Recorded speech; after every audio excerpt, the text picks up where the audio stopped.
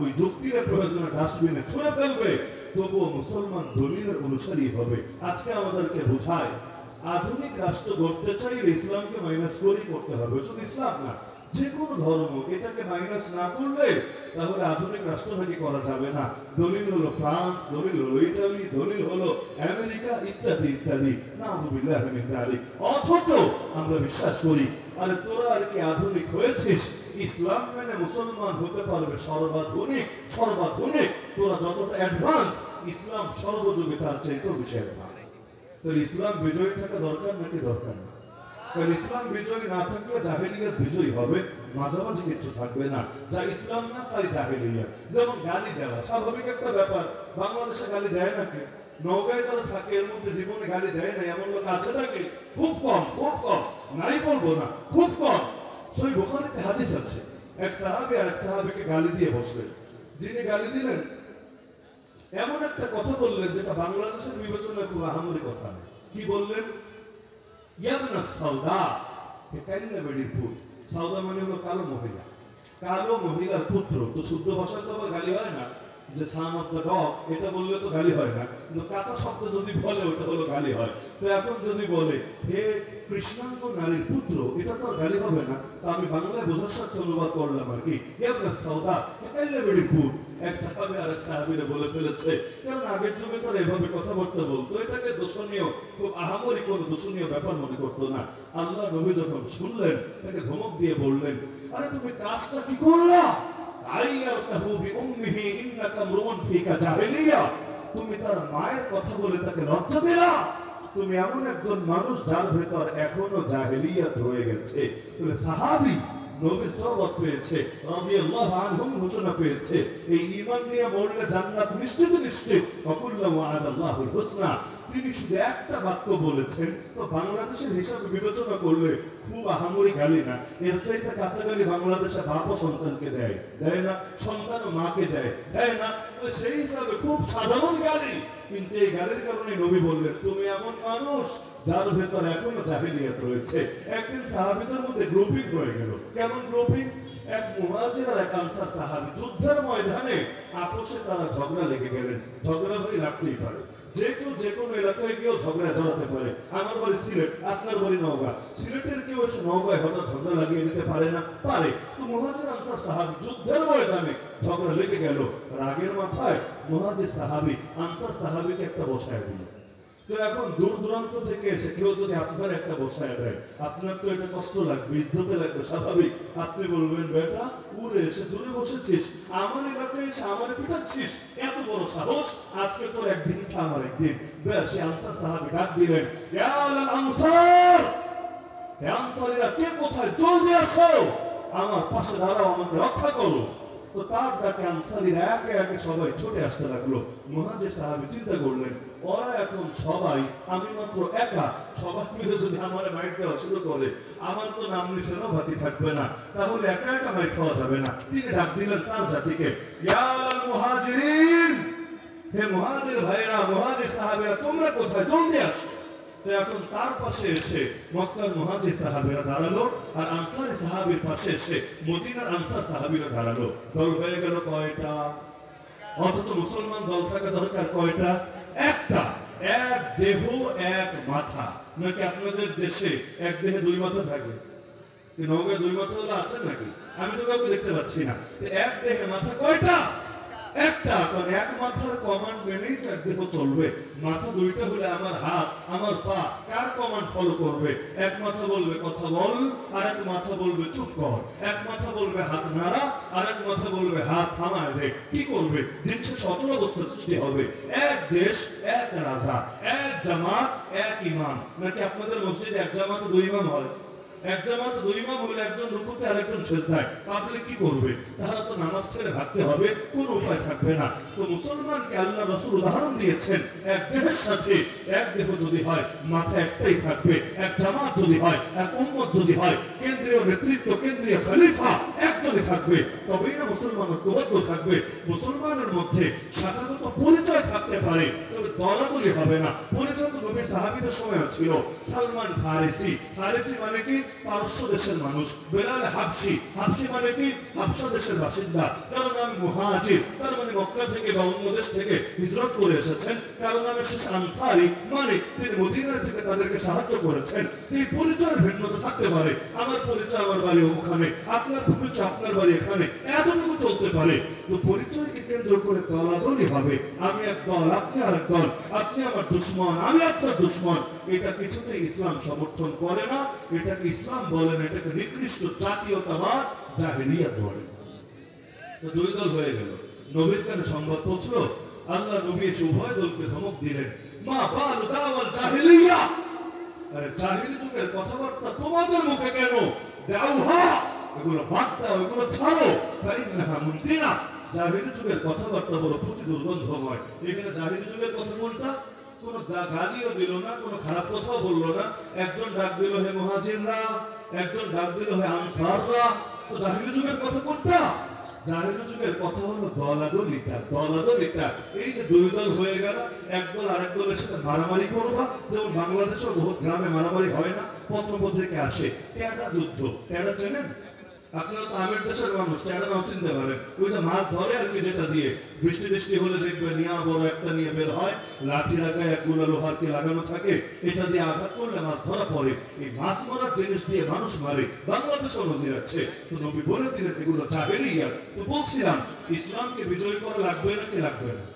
সেই নবীর তো উম্মত আমরা, সেই নবীর তো আশিক আমরা। তো নবী যদি পৃথিবীর বুকে ইসলাম বিজয় করেন, আমাদের তো বিজয় করা লাগবে। নবীর মিশন যা, উম্মতের মিশনও তাই হবে।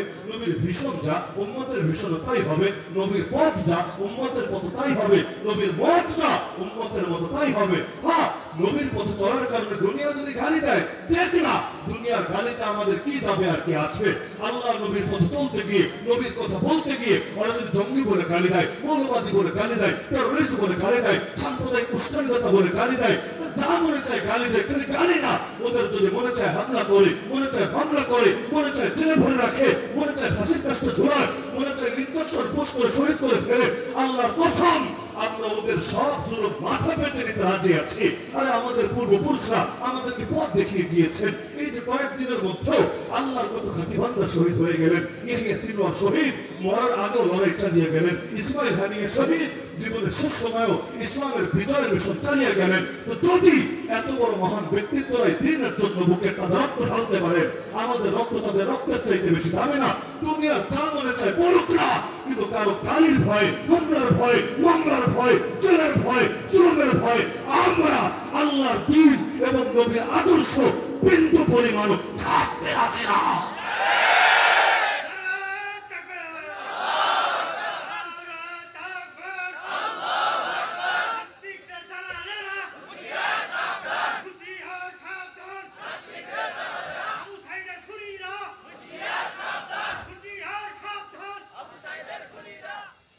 আল্লাহ রাসূল সাল্লাল্লাহু আলাইহি ওয়াসাল্লাম ইসলামকে কিভাবে বিজয়ী করেছেন, এই একটা বার্তা দিয়ে আমি আমার আলোচনা এটি জানবো। কিভাবে বিজয়ী করেছেন, আমরাও সেভাবে বিজয়ী করতে হবেই হবে ইনশাআল্লাহ। আল্লাহ রাসূল কয়েকটা কাজ করেছেন। এক নম্বর কাজ হলো তিনি যখন দাওয়াত দিয়েছেন, সেই মক্কার যুগে দাওয়াতের মধ্যে দিন বিজয়ের দাওয়াত ছিল। দাওয়াত আমিও দেই, আপনিও দেন, আমরা সবাই দেই, কম দেই আর বেশি দেই, কিন্তু আমাদের দাওয়াতে ইসলাম প্রচার তো হয় আলহামদুলিল্লাহ, কিন্তু ইসলামকে বিজয়ী করা, প্রতিষ্ঠা করা, প্রচার ভিন্ন জিনিস, প্রতিষ্ঠা ভিন্ন জিনিস। ইসলামের প্রচার তো হচ্ছে, ব্যক্তিগতভাবে অনেকে ইসলামের উপর আমল তো করছে, কিন্তু ইসলাম প্রতিষ্ঠার দাওয়াত আমাদের দাওয়াতে খুব কম স্থান পাচ্ছে। আমরা কিভাবে যেন একটা সুবিধাজনক পজিশনে থেকে, একটা সেফ জোনে থেকে দাওয়াত দিতে চাই, এমন ভাবে আমরা ইসলাম মানতে চাই তাকে রাজি রাহে রহমান ভি, খুশ রাহে শয়তান ভি। আল্লাহ খুশি থাকে, ইবলিস বাবাজিও ভেজাল না হয় বা রাগ না করে। কেন? ইবলিসের তো একটা মন আছে, আর মন ভাঙার মসজিদ ভাঙা নাকি সমানই বটে, ভালো কথা। ইবলিসের মন ভাঙলে ইবলিস রাগ করে, এজন্য দেখেন না মসজিদে এসে নামাজও পড়ে, পূজার টাইমে গিয়ে পূজাও দেয় হিন্দুদের সঙ্গে মিলে। স্লোগান আবিষ্কার করেছে, ধর্ম যার যার উৎসব সবার। তাই নাকি রে ভাই, কেমনে জানলা? ধর্ম যার যার উৎসব সবার, বিয়ে যার যার বউ সবার মানবা, খেত যার যার ফসল সবার মানবা, তাহলে ধর্মযাত্রার উৎসব সবার মানো কিভাবে? তোমার মাথায় কি ওই হলুদ জিনিস ঢুকতে ঢুকতে ওই যে খায় না কি জানি একটা পান করে গরু থেকে বের হয়, ওই হলুদ ঢুকতে ঢুকতে মাথার কি কল কবজা একেবারে মরে গেছে? এগুলো কি কথা? ধর্মযাত্রার উৎসব সবার, উৎসব কি ধর্ম থেকে আলাদা?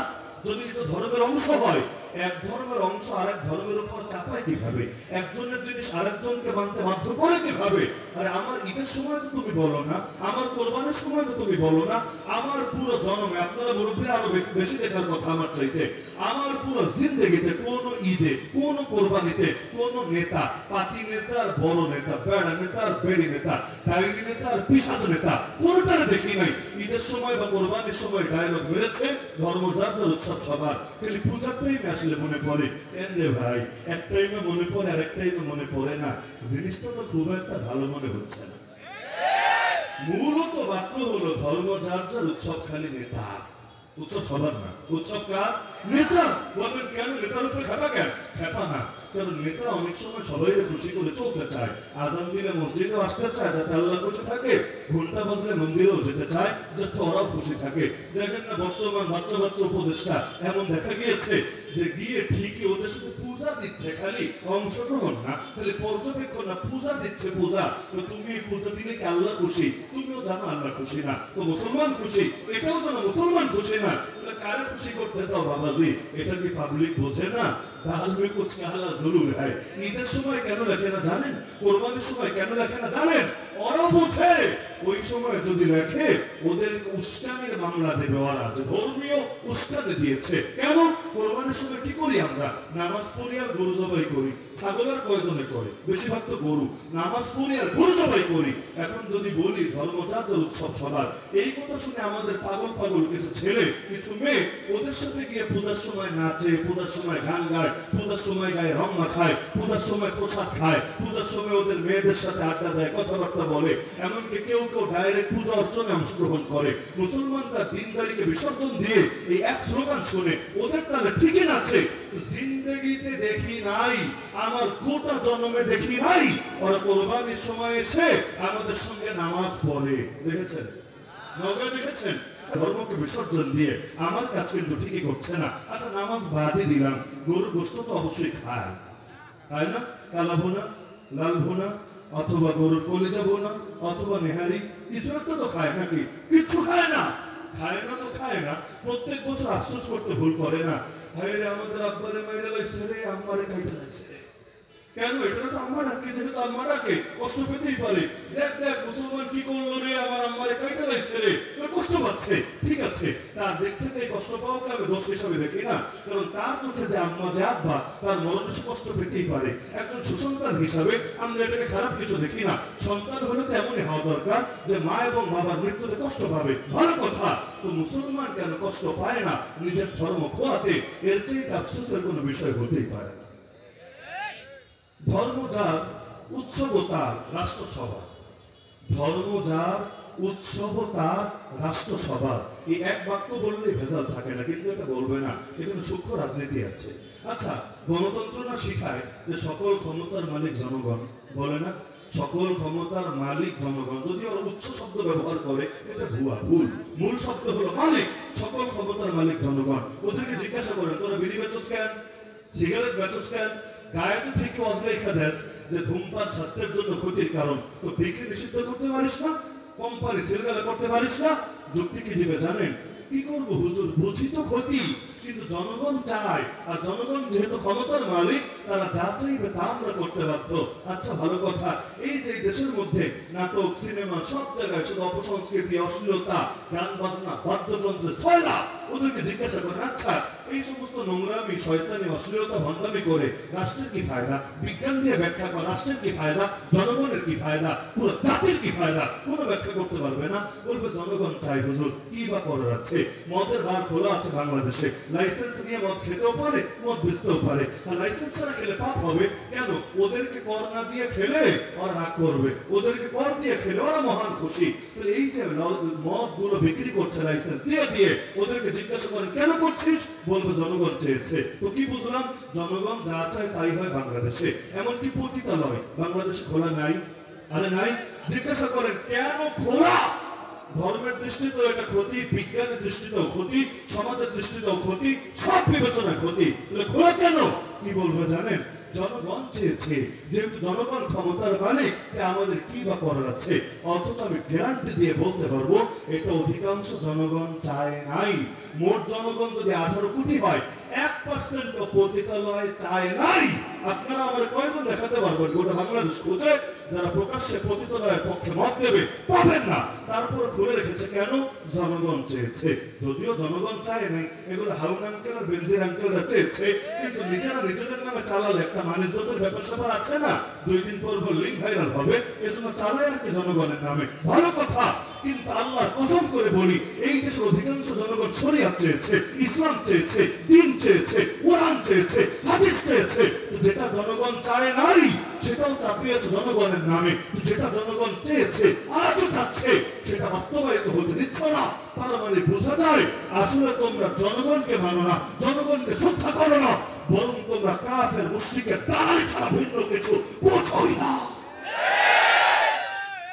আল্লাহ রাসূল কিভাবে ইসলাম কায়েম করেছেন? 1 নম্বরে তার দাওয়াতে মক্কার যুগে স্পষ্ট রেখেছেন, ইসলামের বিজয় চাই, ইসলাম যতদিন বিজয়ী না হবে আমি থামবো না, আমি মরতে পারি।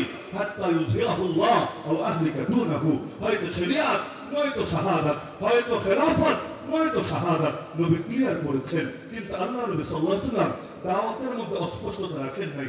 এরপর নবী সাল্লাল্লাহু আলাইহি ওয়াসাল্লাম যখন মক্কা থেকে মদিনায় হিজরত করে গেলেন, মদিনা যাওয়ার আগে আলহামদুলিল্লাহ এমন একটা কাজ আল্লাহ রাসূল করেছিলেন, মদিনায় যখন যান এমন কোন ঘর বাকি ছিল না যেই ঘরে কেউ না কেউ কালেমা পড়ে মুসলমান হয়নি। বলবেন কিভাবে? নবীজি নিজে জীবনে দাওয়াত নিয়ে গেলেন না মদিনায়, তিনি মক্কায় থাকেন।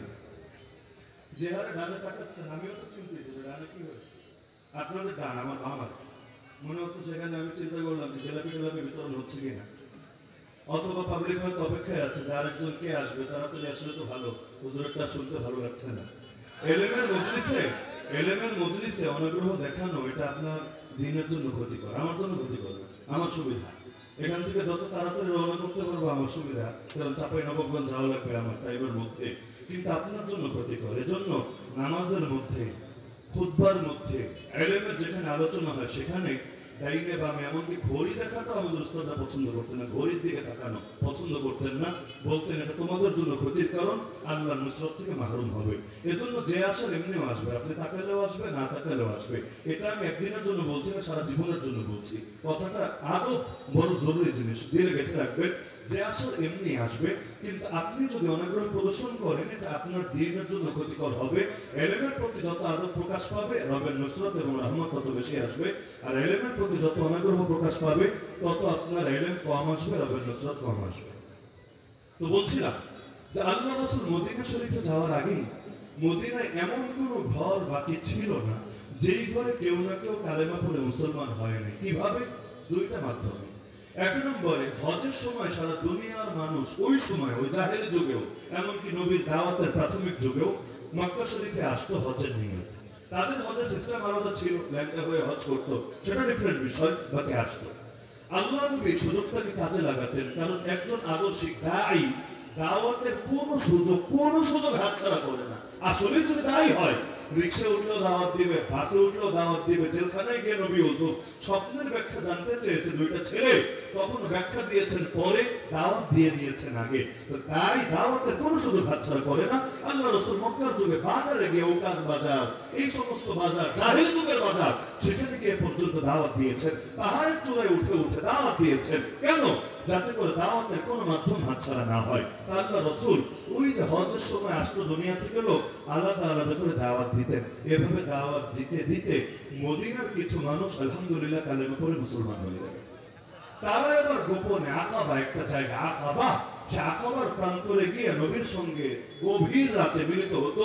আল্লাহ নবী তাদেরকে ঈমানের সবক দিতেন, ইসলামের সবক দিতেন, দ্বীন শিখাতেন, প্রশিক্ষিত হিসেবে গড়ে তুলতেন। নবীর অল্প সময়ের প্রশিক্ষণ, আরবিতে বলে তারবিয়া। নবীর অল্প সময়ের তারবিয়াতে এমন কিছু যেটা আমাদের 60-70 বছরের তার বিয়েতেও করা সম্ভব না। তাহলে নবীর একটা নজরে যদি কারো দিকে পড়ে আর কি লাগে? ওর যদি আল্লাহ তার অন্তরে মোহর না ফেলে ওর জিন্দগি পরিবর্তন হতে দেরি হয় না। তো কর্মী প্রশিক্ষণ অত্যন্ত জরুরি জিনিস, কারণ আবেগে সমর্থক দিয়ে আন্দোলন হয় না, বিপ্লব হয় না। আবেগে সমর্থক হলো কচু পাতার পানির মতো, আছে বহুত আছে, কিন্তু এই আছে ওই নাই, এর কোন স্থিরতা নাই। আজ আছে তো কাল নাই। নেতা জেলে ঢুকবে, ওরা টর্চারে কেউ খুঁজে পাওয়া যাবে না। আবার নেতা বের হবে, এক এক জায়গায় গেলে লাখ লাখ লোক সমবেত হতেও ভুল করবে না। এগুলো হলো কচু পাতার পানি। কিন্তু এই আবেগী সমর্থককে যদি প্রশিক্ষিত কর্মীতে পরিণত করতে পারে, ওদের জান যাবে তো ময়দান থেকে পিছপা হবে না। নবী সাহাবীরা বলেছেন না,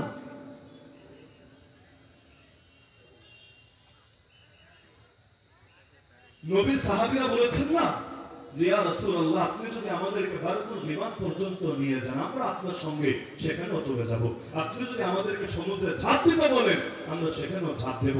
আমরা আপনার ডানে বামে সামনে পেছনে থেকে একেবারে সীসা ঢালা প্রাচীরের মতো লড়াই করব। এগুলো আবেগী সমর্থকের ভাষা না, প্রশিক্ষিত কর্মীর ভাষা। আল্লাহ নবী গোপনে নিয়ে নিয়ে তাদেরকে এভাবে তারবিয়াত দিয়েছিলেন। এই কাজ মক্কায় করেছেন।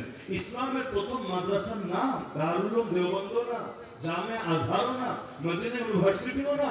ইসলামের প্রথম মাদ্রাসার নাম সাহাবী আরকাম ইবনে আবিল আরকাম রাদিয়াল্লাহু আনহুর ঘর, তার বাসা। সেই মক্কার যুগে আল্লাহ রাসূল লুকিয়ে লুকিয়ে আবু জাহল আবু লাহাব যাতে দেখে না ফেলে, জেনে না যায়, এভাবে সন্তর্পণে সেখানে যেতেন। একজন দুজন সাহাবী গিয়ে সেখানে মিলিত হতেন। আল্লাহ নবী তাদেরকে প্রশিক্ষণ দিতেন, ঈমানের প্রশিক্ষণ, আমলের প্রশিক্ষণ, আখলাকের প্রশিক্ষণ, ফিকিরের প্রশিক্ষণ তাদেরকে গড়ে তুলতেন। এমনকি যে ওমর নবীর কল্লা কাটতে বের হয়েছিল, কোথায় যাচ্ছিল নবীর খোঁজে? এই ইসলামের প্রথম মাদ্রাসাতেই, যে মাদ্রাসার নাম মাদ্রাসায়ে আরকাম ইবনে আবিল আরকাম রাদিয়াল্লাহু তাআলা। তাকাবার প্রান্তরে নবী প্রথম বছর 6 জন, পরের বছর 12 জন, এভাবে তারা আসছিল। নবী তাদেরকে গড়ে তুলছিলেন। তাদেরকে কি কি মর্মে নবী বায়াত নিয়েছিলেন হাদিসের কিতাবে আছে। সাহাবী উবাদা বিন সামিত রাদিয়াল্লাহু আনহু রিওয়ায়াত করেন, আমরা নবীকে যে কথার উপর বায়াত দিয়েছি এর মধ্যে এই কথাটা আছে, বায়ানা রাসূলুল্লাহ সাল্লাল্লাহু আলাইহি ওয়াসাল্লাম আলা সাম'i ওয়া তাআ ফি উসরিনা ওয়া ইউসরিনা ওয়া মানশাতিনা ওয়া মাকরাহিনা ওয়া আখরাতিনা আলাইনা ওয়া আলা আন নাকুল আল হক হাইথুমা কুননা লা নাখাফু ফিল্লাহি লাওমাতা লাইম। সময় কম বলে পুরোটা অনুবাদে যাচ্ছে না। এর মধ্যে একটা বাক্য এটা যে আমরা হকের কথা বলবোই বলবো, হকের কথা বলতে গিয়ে কোন নিন্দুকের নিন্দার পরোয়া করবো না। এই নও মুসলিমের থেকেও নবী হকের কথা বলার দাওয়াত নিচ্ছেন, বায়াত নিচ্ছেন। কেন? কারণ আমার মতো অনেক পুরান মুসলিমরাও কথা বলতে গেলে হক মুখ দিয়ে আসতে চায় না, ভয় লাগে। ভয়, হকের কথা বললে হায়াত কমে যাবে, হকের কথা বললে জেলের ভাত খাওয়া লাগবে, হকের কথা বললে ফাঁসিবাদের রোশনালে পড়া লাগবে, হকের কথা বললে মাহফিলের দাওয়াত বন্ধ হয়ে যাবে, হকের কথা বললে হ্যাং হবে আর ট্যাং হবে। নাউযুবিল্লাহ মিন যালিক। নজর আল্লাহ থেকে সরে যখন মাখলুকের উপর গিয়ে পড়ে তখন মুখ দিয়ে হক না এসে জবা খিচুড়ির মতো কথাবার্তা আসে। আল্লাহ নবী তাদেরকে প্রশিক্ষণ দিলেন। দ্বিতীয় কাজ করলেন, মক্কা থেকে মুআল্লিম পাঠিয়ে দিলেন, শিক্ষক প্রশিক্ষক পাঠিয়ে দিলেন। কাকে? বিখ্যাত সাহাবী মুসআব বিন উমাইর রাদিয়াল্লাহু আনহু। আমি তার জীবনে টানবো না, তবে একটা অনুরোধ রাখবো এই বদরে কাফেলা থেকে। মুসআব বিন উমাইরের জীবনী প্রতিটা তরুণ আমাদের যে ভাইরা এখানে আছেন, মাদ্রাসার হন, জেনারেল ব্যাকগ্রাউন্ডের হন, গুগলে সার্চ করে পারেন, যেভাবে পারেন এই সাহাবীর জীবনীটা অবশ্যই পড়বেন। মুসআব বিন উমাইর যিনি ইসলাম গ্রহণের আগে ছিলেন আরবের সবচেয়ে বিলাসী তরুণ, যার মতো দামি পারফিউম, দামি কাপড়, দামি বাহন দ্বিতীয় কেউ ব্যবহার করে নাই। আর ইসলাম গ্রহণের পরে এত কষ্ট করেছেন, এত কষ্ট, যখন হাবশা থেকে হিজরত করে ফিরছিলেন হাঁটার শক্তিও ছিল না, সাহাবীরা কাঁধে করে করে তাকে এনেছে। এমনকি কষ্ট সহ্য না করতে পেরে অবস্থা এমন হয়েছে, এক সাহাবী বলেন, যেভাবে সাপের গা থেকে চামড়া আলাদা হয়, কোরস আলাদা হয়, আমরা দেখেছি তার গা থেকে চামড়াগুলো খসে খসে পড়ে গেছে, পুরো গা থেকে রক্ত বের হয়েছে। আর যিনি সবচেয়ে দামি পোশাক পরিধান করতেন, ইসলাম গ্রহণের পর ছাড়ার বস্তা চটের পোশাক পরে দিন কাটাতে হয়েছে। অবশেষে উহুদের ময়দানে যখন শহীদ হয়েছেন, এমন একটা কাপড় ছিল না মুসলমানদের হাতে যেটা দিয়ে তার কাফনের কাপড় বানাবে। অবশেষে তার গায়ের জামার কাপড়কে কাফনের কাপড় বানাতে হয়েছে। তো সেটাও এতটা ছোট ছিল, মাথা ঢাকলে পা খুলে যাচ্ছিল, পা ঢাকলে মাথা খুলে যাচ্ছিল। অবশেষে নবী বলে দিলেন, তোমরা আমার সাহাবের মাথাটাই ঢেকে দাও আর পায়ের উপর ইদখির নামক ঘাস বিছিয়ে দাও। এভাবেই তাকে পৃথিবী থেকে শেষ বিদায় দিতে হয়েছিল। এই মুসআব বিন উমাইর আল্লাহ নবীর চেহারার সঙ্গেও তার চেহারার অনেক সাদৃশ্য ছিল এবং উহুদ যুদ্ধে তিনি যখন শহীদ হন তখন এই গুজব ছড়িয়ে দিয়েছিল মুহাম্মদ মরে গেছে, মুহাম্মদ বিদায় হয়েছে, মুহাম্মদ শহীদ হয়েছে। এই গুজব ছড়িয়ে দিয়েছিল কারণ চেহারা কাছাকাছি ছিল। এই মুসআব বিন উমাইরকে নবী পাঠালেন মক্কা থেকে মদিনায় শিক্ষক হিসাবে, প্রশিক্ষক হিসাবে। তিনি গিয়ে দাওয়াত শুরু করলেন। দুইটা কাজ করলেন, যারা ঈমান আগে এনেছে তাদেরকে আরো প্রশিক্ষণ দিয়ে দিয়ে দিয়ে এক একজনকে সীসা ঢালা প্রাচীরের মতো, পাহাড়ের মতো মজবুত করে গড়ে তুলতে লাগলেন। আর যারা এখন ঈমান আনে নাই তাদেরকে ব্যাপক দাওয়াত দিতে লাগলেন। দাওয়াত দেওয়ার পথে সবচেয়ে বড় বাধা হলো নেতারা। সব সমাজে যারা হয় ওই সমাজেও তারা। এই নেতার জাত এতটা খারাপ, কোন যুগে ফেরাউন নামে, কোন যুগে হামান নামে, নমরুদ নামে, কারুন নামে, আবু জাহাল নামে, আবু লাহাব নামে, উতবা নামে, শাইবা নামে, বেশিরভাগ সময় দেখবেন সাধারণ মানুষরা নবীদের বিরোধিতা কমই করেছে, এই নেতার ঘরে নেতারা বিরোধিতা বেশি করেছে। কেন? ওরা নবীদেরকে নিজেদের জন্য চ্যালেঞ্জ মনে করেছে। এই দুটো দেখেন না, আলেম ওলামার প্রতি বেশি বিদ্বেষ কারা পোষণ করে? আলহামদুলিল্লাহ, গ্রামের মানুষরা না, মূর্খরা না, আর অশিক্ষিত লোকেরা না, যারা নিজেরা খেতে পারে না তারাও না। সবচেয়ে বেশি বিদ্বেষ পোষণ করে ওই নেতারা, ওই নেত্রীরা, ওই ডাইনিরা, ওই পিশাচরা, ওই রক্তচক্ষুরা। ওরা ভাবে আলেম ওলামা টিকে গেলে ওদের কুয়া থেকে ছুটে টিকবে না। তো এখন মুসআব বিন উমাইর রাদিয়াল্লাহু আনহু গিয়ে দাওয়াত দিলেন, নেতাদের বাধার শিকার হলেন। একদিন দুই গোত্রের দুই নেতা আসলো। আউস গোত্রের এক নেতা, খাজরাজ গোত্রের এক নেতা। ওই বেটা, তুই কি শুরু করেছিস মদিনায়? ভাগ, তোর দাওয়াত এখানে চলবে না। নতুন ধর্ম নিয়ে এসেছিস না? এই ফাইজলামে মদিনায় তৎকালীন নাম ইয়াসরিব, ইয়াসরিবে চলতে দেওয়া যাবে না। তিনি বলেন, আচ্ছা যা বলবেন তাই মাথা পেতে নেব, চলে যেতে বললেন চলে যাব, তবে আমি কি বলি আমার কথাটা আগে শোনেন। ভালো না লাগলে তাড়িয়ে দেন, ভালো লাগলে যা মনে হয় সিদ্ধান্ত নেন, কিন্তু আমার কথাটা শুনতে হবে, না হলে অন্ধের মতো বিরোধিতা আমি মেনে নিতে পারবো। যখন তিনি বললেন তাদের বিবেকে বাধ্য হওয়া, কথা তো সত্য। শুনে শুনে বিরোধিতা করা এটা কোন ইনসাফকারী মানুষের শান হতে পারে। বাংলাদেশে যত কাজা ছড়াছড়ি হয় না, যত কাজা ছড়াছড়ি, এটা আমাদের মধ্যে হোক, আপনাদের মধ্যে হোক, যাদের মধ্যে, এর বেশিরভাগই হলো মানুষ শুনে শুনে লাফাতে থাকে, বাস্তবে যাচাই কম করে। কাফা বিল মারই কাযিবান আন ইউহাদ্দিসা বিকুল্লি মা সামিআ। নবী বলেন, কেউ মিথ্যাবাদী হওয়ার জন্য এটাই যথেষ্ট, যা শোনে তা বলে বেড়ায়। অথচ অধিকাংশ মানুষের কথাই হিংসার কারণে, পরশ্রীকাতরতার কারণে, বিভিন্ন কারণে বাস্তব হয় না। কিন্তু মানুষ বাস্তবতা যাচাই কমই করে, এই ব্যাপারে খুব বেশি আগ্রহ দেখায় না।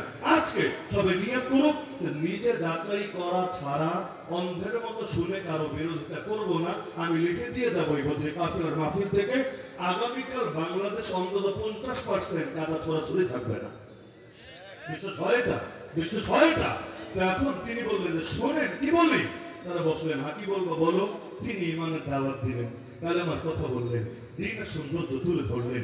ইসলামকে এমন এক চুম্বক, আর দুনিয়ার চুম্বক লোহাটা নেই, ইসলাম নামক চুম্বক মানুষের দিল টানে। দিল যদি দিল মরা না থাকে, দিলের উপর যদি অন্ধকার পড়তে পড়তে এটা একেবারেই মনে না চায়, এমন কোন দিল নাই ইসলামের আকর্ষণ এড়াতে পারে। আবু জাহেলও পারে নাই, মনে মনে ঠিকই আকর্ষিত হয়েছে, তো ঘাটতারামের কারণে গ্রহণ করে নাই। কিন্তু ইসলাম এমন এক জিনিস, দিলকে টানবেই। সেই দুইজন সঙ্গে সঙ্গে বললো, আয় রে, বড় ভুল করেছি, জলদি কালেমা পড়ো আমাদেরকে।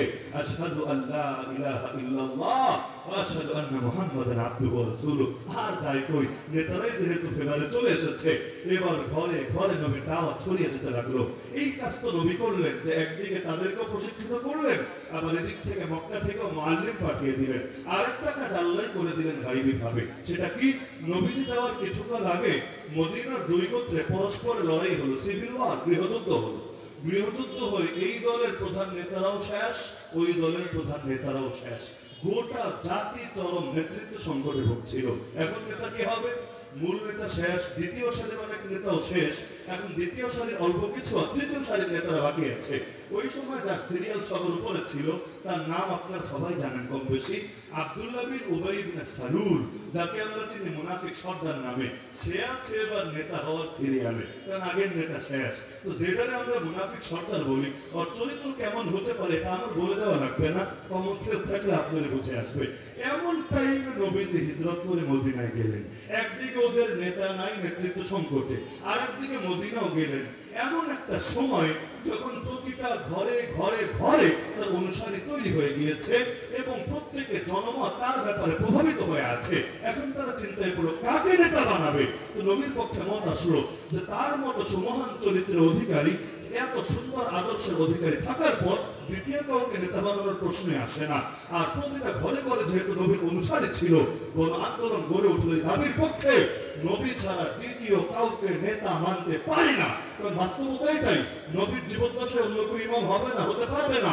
এজন্য আল্লাহ নবীর জানাজার নামাজ জামাতে হয় নাই, কারণ জামাতে হলে ইমাম লাগবে, ইমাম মানে পড়ে না। রমজান আসলে সবগুলো রোজা রাখবে না। ইন্ডিভিজুয়াল ভাবে তাদেরকে জিজ্ঞাসা করেন তোমরা ইসলাম চাও নাকি চাও না, গ্যারান্টি দিয়ে বলছো অধিকাংশ, বাস্তবিক অর্থে অধিকাংশ মানুষ বলবে আমরা ইসলাম চাই, কারণ আমরা বিশ্বাস করি ইসলাম আসলে কেউ ঠকবে না, কোন বৈষম্য থাকবে না, কোন অশান্তি থাকবে না। শান্তি, মুক্তি, নিরাপত্তা, বৈষম্যহীনতা এগুলো প্রতিষ্ঠার জন্য ইসলাম ছাড়া দ্বিতীয় কোনো পথই নাই। মুক্তির এক পথ ইসলামী শরিয়াত, ইসলামী শরিয়াত ছাড়া মুক্তির কোনো পথ অতীতেও ছিল না, আজও নাই, কোনোদিন থাকবেও না।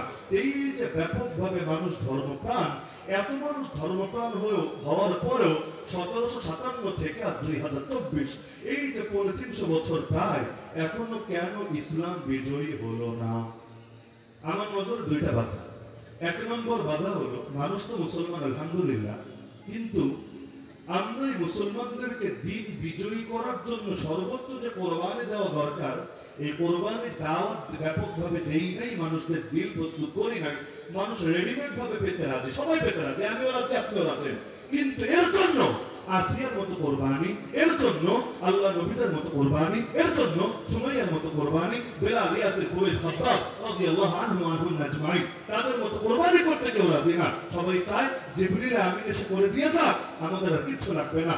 খালিদ বিন ওয়ালিদ হতে চায়, হওয়ার স্বপ্ন দেখে, কথাটা ভালো করে বোঝেন।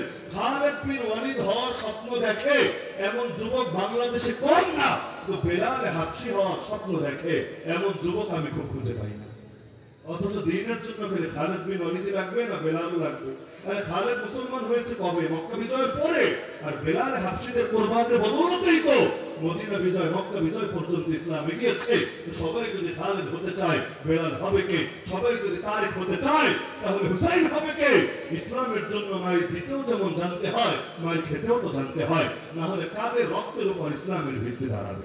এক নম্বর ঝামেলা এখানে। দুই নম্বর ঝামেলা হলো ঐক্যবদ্ধ হতে পারি না দিন বিজয়ের ব্যাপারে। আচ্ছা, এই যে জুলাই আন্দোলন হলো, 36 জুলাই, 5ই আগস্ট, যেটাই বলেন আন্দোলন যে হলো, যারা আন্দোলন করেছে সবাইকে এক দলের, সবাইকে এক মতের, এর মধ্যে নাস্তিক নাই, বাম নাই, রাজনীতিবিদ নাই, অরাজনৈতিক নাই, হুজুর নাই, সাধারণ জনতা নাই, ছাত্র নাই, কে নাই? এই যে সব শ্রেণীর লোকেরা মিলেমিশে যে আন্দোলন করলো, কি বুঝলেন? তাদের মধ্যে যতই দ্বিমত থাকুক, ইসলাম মানে একটা বৈষম্য দূর করার জন্য, ফ্যাসিবাদ দূর করার জন্য তাদের মধ্যে কোনো দ্বিমত নেই। আপনাদের নজর দেখে আমি বাকিটা বুঝতে পারলাম। আলহামদুলিল্লাহ, আমাদের আজকের মাহফিলের গুরুত্বপূর্ণ মেহমান চলে এসেছেন, এখন গুরুত্বপূর্ণ আলোচনা করবেন। আমি তো 3 বছর যাবত আলোচনা করছি বদ্রী কাফেলার মাহফিলে, হ্যাট্রিক পূর্ণ হয়ে গেল এবছর। তো এজন্য আমি আর আমার আলোচনা দীর্ঘ করছি না। বাইরের মেহমান যেহেতু এসেছেন, বছর আলোচনা করবেন। আল্লাহ তাআলা আমাদের সবাইকে মাহফিল শেষ পর্যন্ত থাকার তৌফিক দান করুন। আমিন। ওয়া আখিরু দাওয়ানা আলহামদুলিল্লাহি রাব্বিল আলামিন। আলহামদুলিল্লাহ, হযরতের জবান থেকে মূল্যবান নসিহত শুনলাম। আল্লাহ তাআলা আমাদের সবাইকে আমল করার তৌফিক দান করুন, সকলে করুন আমিন। ভাই, বিনীতভাবে আবেদন করছি, মেহেরবানি করে রাস্তাটা ক্লিয়ার করেন, মেহেরবানি করে রাস্তাটা একটু ক্লিয়ার করেন, কারণ এদিকে আমাদের মেহমানরা যাতায়াত করতেছে, খুব বেশি সমস্যা হচ্ছে। মেহেরবানি করে একটু